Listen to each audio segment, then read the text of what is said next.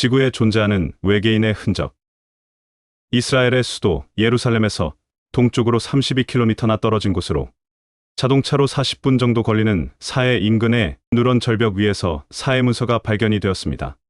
1947년 베두인족 목동인 무함마드 아드드브는 잃어버린 염소 한 마리를 찾고 있었고, 여기저기를 찾다가 절벽 사이를 기어오르던 목동은 절벽 표면에서 구멍 통로를 하나 발견하게 됩니다. 그 안에는 뚜껑으로 봉인된 40개의 항아리가 있었으며 일부 항아리엔 7장의 가죽 두루마리들이 들어있었다고 합니다. 사해의 두루마리들이 2000년 만에 빛을 보는 순간이었는데, 이를 계기로 제2, 제3동굴과 무려 800개의 두루마리가 발견된 제4동굴까지 발굴이 이어졌다고 합니다. 이곳에서 발견된 성서 필사본은 기원전 250년에서 기원 후 68년 사이에 쓰여진 것이라고 합니다. 그 전 최고였던 것보다 무려 1000년이나 앞선 것으로 그리스도교의 기원을 파악할 수 있는 중요한 기록들이라고 합니다. 이처럼 2000년이 넘는 세월 동안 그런대로 보관을 잘한 탓인지 꽤 많은 분량의 고문서들이 발견이 되었고, 안타깝지만 부분 바스러지거나 부식되어 버린 곳까지 이런저런 다양한 문서의 조각들까지 발견이 됩니다. 이 사해 문서의 발견이 무척이나 중요했던 이유 중 하나가 현존하는 성경의 모태격인 히브리어 성경 사본이 포함되어 있다고 하는데, 이는 기독교와 유대교의 출현에 대한 새로운 시각을 제시해주고, 더 나아가 역사적으로나 종교적으로 또는 언어학적으로 큰 가치를 가진 역사상 특별한 발견이자 현대의 가장 위대한 고고학적 발견이라는 평가를 받고 있습니다. 당시 여러 학자들이 퍼즐 맞추듯 조각을 이어가며 연구를 하였는데, 연구한 학자들이 공개한 내용에 따르면 약 40%가 히브리어 성경의 사본이었고, 다른 약 30%는 성경 66권에 포함되지 않았을 뿐 하나님과 성경에 관련한 고문서인 위경이라고 보는 시각이 다수라고 합니다. 그리고 나머지 약 30%가 전쟁이나 축복 내지는 공동체 생활에 필요한 규칙 등을 다루고 있다고 밝혔습니다. 그런데 사해문서를 관리하는 국제학자단이란 조직에 의해 공개된 사해문서의 내용 중 많은 부분이 은폐되거나 왜곡되어 잘못 전달되고 있다는 비판적 시각이 있어 왔다고 합니다. 국제학자단은 기독교에서도 정통성을 무척 중요하게 여기는 단체라고 합니다. 그래서 사해문서에 담겨있는 내용이 정통성을 해친다고 생각하여 공개를 꺼리는 것이라는 주장도 있습니다. 가령 이인으로 꼽히는 예수의 동생 야고보에 대한 이야기가 나오는데, 쿰란 공동체, 즉 사해문서를 작성한 단체가 예수의 동생 야고보를 추종하던 나조레안들일 것으로 추정한다고 합니다. 야고보는 예루살렘에서 장로들로 구성된 평의회를 이끄는 초기 교회의 지도자였으나 바울에 밀려 역사의 뒤안길로 사라진 인물입니다. 쉽게 말해 바울과 야고보는 초창기 같은 노선이었지만 나중에 갈라져 따로 기독교를 전파했다고 합니다. 아마도 그 이유로 국제학자단은 바울을 정통으로 인정하기 때문에 야고보의 추종자들이 기록했던 사해문서를 세상에 공개하기를 꺼려했다는 이야기가 있다고 합니다. 아무튼 긴 연구 끝에 세상에 공개되기는 했지만 정작 중요한 것들은 비공개로 공개를 하지 않았기 때문에 말들이 많았다고 합니다. 그래서 음모론자들은 세상에 내놓지 못할 아주 위험하거나 충격적인 비밀이 숨겨져 있을 것이라고 끊임없이 공개를 요구하기도 했다고 합니다.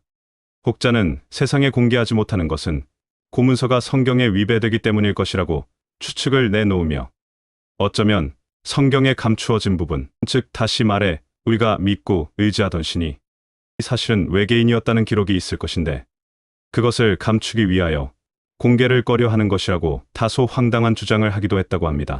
아무래도 깔끔하게 공개를 하지 않으니 이런저런 소문이 와전되어 갔고, 소문의 소문을 타고 소문은 진실처럼 되어 빠르게 세상 구석구석으로 퍼져나가게 되었다고 합니다. 그런 가운데 뜻하지 않게 사해문서를 직접 봤다는 사람들의 이야기까지 흘러나오게 됩니다. 물론 출처는 알 수 없으나 소문은 진실처럼 빠르게 퍼지게 됩니다. 그 소문의 내용은 이러했습니다. 그들이 보았다는 사해문서 내용 속에는 UFO와 흡사한 모습의 은빛, 쟁반 같은 날아다니는 물체에 대한 묘사가 적혀 있었다더럽터 성경의 진실은 외계 생명체가 지구에 침입해 과학기술을 전파하게 되었고, 그들이 우리가 신으로 모시는 하나님의 존재라는 기록이 있었다더라까지. 그래서 사해문서는 그 외계 생명체에 대하여 기록을 한 것이라는 등 우리가 미처 생각하지도 못했던 이야기들이 어느샌가 진실처럼 사람들 내리에 굳어지게 되었다고 합니다. 더 나아가 사회문서 속에는 외계인에 대한 형상을 그린 형상도까지 있었는데 마치 신생아나 태아 또는 파충류처럼 보인다라는 소문까지 돌았다고 합니다. 최근 전 지구에서 많이 목격되고 있는 그레이 외계인처럼 보이기도 하고 그레이 외계인보다는 좀 더 파충류에 가까운 형태의 외계인을 형상화했다는 말도 있다고 합니다. 그래서 처음 사회문서가 발견되었을 당시 모든 것들을 공개하기로 하였지만 언젠가부터 학자들과 전문가들 사이에서 이 모든 것들을 세상에 공개하게 될 경우 맞이하게 될 대혼란이 두려워 차마 공개를 할 수 없었을 것이다라는 것이 음모론자들의 주장이라고 합니다.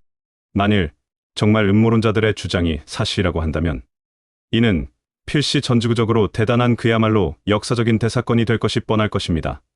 2200년 전 외계인에 대하여 자세하게 기록해 두었다는 사회문서를 공개하지 못한 사연은 과연 무엇일까요?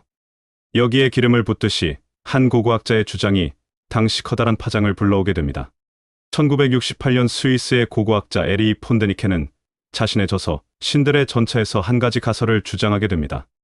이 때문에 당시 학계는 물론 사회적으로 커다란 파장을 불러 일으키게 되었다는데 어떤 내용인지 잠깐 살펴보도록 하겠습니다. 고대 마야의 도시 국가였던 팔레케의 지배자 키니치 하나브 파카왕과 관련된 이야기입니다. 683년 카파왕이 사망을 하게 됩니다. 그런데 그의 무덤 뚜껑으로 쓰였던 석관, 뚜껑에 마치 우주 비행사가 우주선을 타고 의자에 앉아서 우주선을 조정하는 것처럼 묘사된 부조였습니다. 물론 이 석관에 새겨진 그림에 대하여는 다양한 의견이 존재합니다. 이때 폰데니켄의 주장에 전면으로 반박하는 학자의 주장에 따르면 파카왕이 죽음을 맞이하게 되는 순간 저승으로 추락하는 모습을 묘사했다는 것입니다.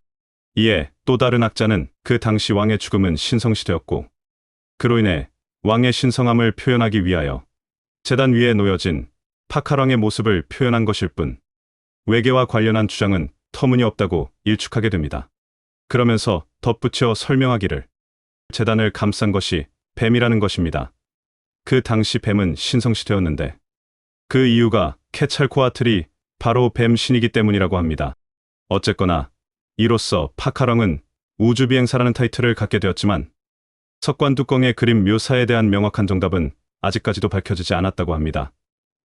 그런데 말입니다. 문득 그 시대 정말로 우주를 드나드는 은밀한 장소가 존재했던 것은 아닐까요? 피베트의 샴발라로 통하는 게이트가 존재한다고 하는 것처럼 마야 시대에도 우주로 통하는 스타게이트가 존재하지는 않았을까 하는 생각을 해보게 됩니다. 사회문서에는 과연 UFO와 외계인에 대한 기록이 있기는 할까요? 아니면 그저 어느 망상가가 지어낸 이야기가 와전된 것일까요? 진실은 사회문서 내용 안에 있겠구나라는 나름대로의 정답을 내놓으며 이만 영상을 마치도록 하겠습니다. 오늘도 부족한 영상 시청해 주셔서 진심으로 감사드립니다.